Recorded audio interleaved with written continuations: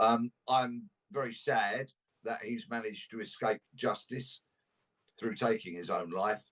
He now joins an ever growing list of people who commit cowardly acts and then are too cowardly to face the consequences and the punishment. People like Fred West, Harold Shipman, to name two notable characters, because they, of course, escaped justice because they were able to take their own lives. So sadly, he will never stand in a court of law.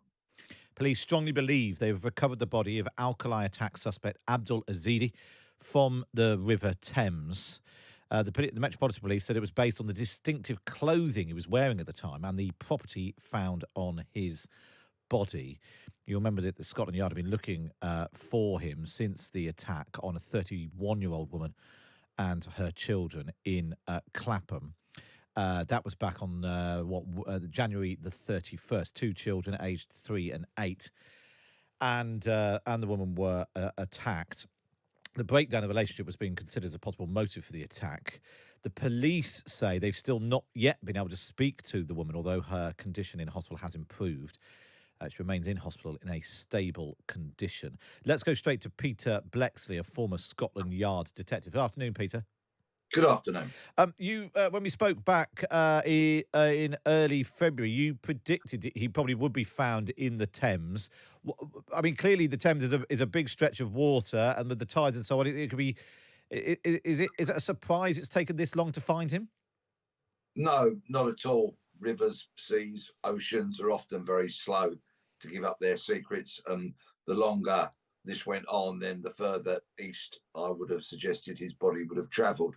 But I went further than predicting. I actually stated quite clearly that he was in the river and he was dead, because there was no other alternative theory to be working upon. I'm very sad that he's managed to escape justice through taking his own life. He now joins an ever growing list of people who commit cowardly acts and then are too cowardly to face the consequences and the punishment. People like Fred West, Harold Shipman, to name two notable characters, because they, of course, escaped justice because they were able to take their own lives. So sadly, he will never stand in a court of law.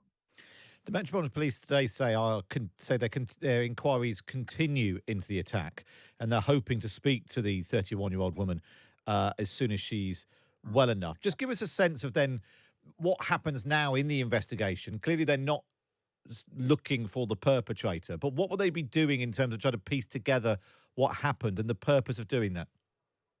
Yes, it is, of course, absolutely vital that the 31-year-old woman who suffered such appalling injuries in this attack is spoken to and a statement is taken from her, because she is the primary victim in this case.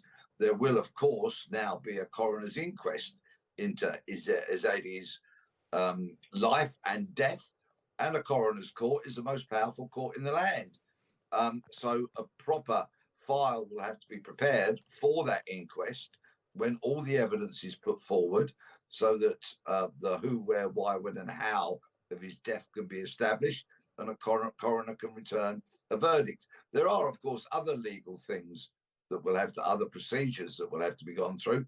Namely, the victim might want to apply for criminal injuries compensation.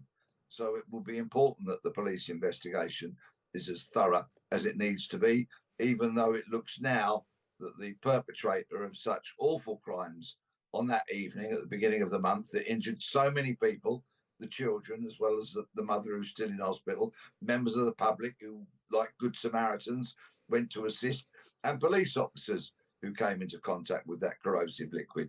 So, yeah, the investigation has got a little bit further to go yet. Peter, good to speak to you again. Peter Bleksley there, former Scotland Yard detective. On that breaking news in the last half an hour or so, that police strongly believe they've recovered the body of the alkali attack suspect Abdul Azidi from the River Thames. The body was found around 4 o'clock yesterday afternoon. That announcement just coming in the last half an hour or so. The Commander John Saville there saying that they will continue their inquiries, including working with the coroner, and they hope to speak to the 31-year-old woman just as soon as her condition has improved.